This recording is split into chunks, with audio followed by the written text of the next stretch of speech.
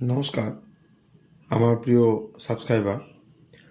আপনি আমাকে অনুরোধ করেছিলেন বাংলাতে কিভাবে গ্যাসের কানেকশান নিজের নামে থাকা বা অন্য নামে থাকা জমা কিভাবে দিতে হয়, কিভাবে দরখাস্তটা লিখতে হয়, সেটা আমি বাংলাতে লিখে দিয়েছি আপনার অনুরোধ মতো। আর আপনাদের যদি আরও কোনো অনুরোধ থাকে অবশ্যই আমাকে কমেন্ট করবেন।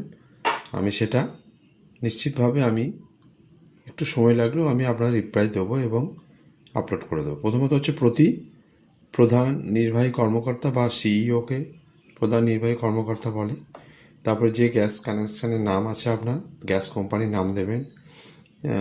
যেমন ধরুন যদি এইচপি হয়, ভারত গ্যাস হয় বা ইন্ডিয়ান হয় সেটা লিখবেন। জায়গার নাম দেবেন, ওখানে ডিস্ট্রিক্টের নামও দিতে পারেন। বিষয়, আমার গ্যাস সংযোগ জমা বা সাবমিশন বা সারেন্ডার করতে ইচ্ছুক, এটা আন্ডারলাইন করে দেবেন।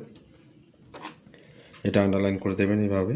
আমি আন্ডারলাইন করতে ভুলে গেছি, যাই হোক করে দেবেন। তারপরে মহাশয়, আমার বিনীত নিবেদন এই যে আমি নিজের নাম লিখবেন, সম্পূর্ণ ঠিকানা দেবেন কমা দিয়ে।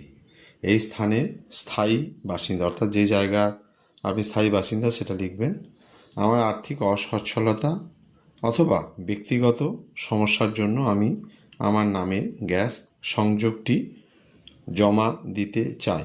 এভাবে আপনি আপনার কারণটা লিখলেন যে আপনার আর্থিক অসচ্ছলতা আছে, মানে ইকোনমিক্যাল প্রবলেম আছে, বা আপনার কোনো পার্সোনাল রিজন আছে, সেই জন্য আপনি জমা দিতে চান।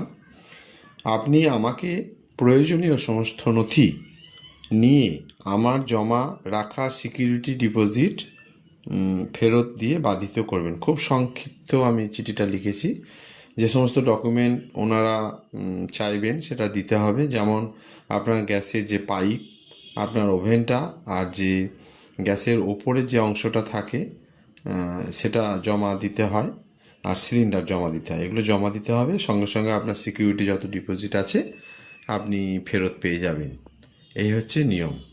কোনো অসুবিধা থাকলে অবশ্যই জানাবেন। আর পরবর্তী যদি আপনাদের কোনো রিকোয়েস্ট থাকে আপনি বলবেন, আমি নিশ্চয়ই আপনাদের সমস্যার সমাধান করার চেষ্টা করব। ধন্যবাদ। আর একটু সাপোর্ট করুন, শেয়ার করুন, আরও মূল্যবান তথ্য আমি দেবো।